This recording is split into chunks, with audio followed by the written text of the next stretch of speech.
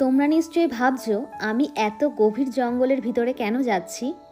সত্যি বলতে আমিও জানতাম না আজকের দিনটা এতটা অন্যরকম হতে চলেছে। এক পাহাড়ি বনের সাথে বেরিয়ে পড়েছিলাম জঙ্গলের ভিতরে। চারপাশে শুধু গাছ, ঠান্ডা হাওয়া আর পাখির ডাক। হাঁটতে হাঁটতে আমরা পৌঁছে গেলাম একটা ছোট্ট পাহাড়ি নদীর কাছে।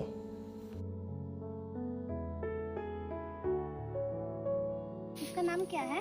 सिमराय बोलते हैं। सिमराय।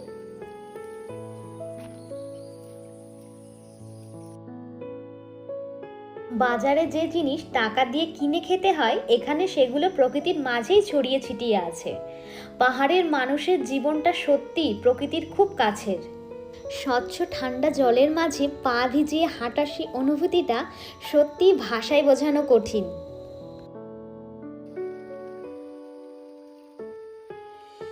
জঙ্গলে হাঁটতে হাঁটতে বেশ ক্লান্ত হয়ে গেছিলাম। ঠিক তখনই সামনে এলো একটা ছোট্ট জলের ধারা। সেই ঠান্ডা পরিষ্কার জলে হাত মুখ ভালো করে ধুয়ে নিলাম। মনে হলো সব ক্লান্তি যেন জলের সাথেই ভেসে চলে গেল। শুধু শাক তুললেই তো হবে না, রান্নার জন্য কাঠও জোগাড় করতে হবে। পাহাড়ের মানুষের জীবন খুব সহজ সরল কিন্তু ভীষণ কষ্টের। সেটা কাছ থেকে না দেখলে বোঝা যায় না। আজ আমি সেটা নিজে অনুভব করলাম। কাঠ কাটা কুড়িয়ে নেওয়ার কাজটা দেখতে যত সহজ লাগে আসলে ততটাই কষ্টের। খাড়া পাহাড়ি রাস্তা, পিচ্ছিল মাটি, পিঠে কাঠের বোঝা নিয়ে হাঁটা সবটাই অনেক ধৈর্যের কাজ। আমি পিঠে যেটা নিয়েছি এর নাম ডোকো।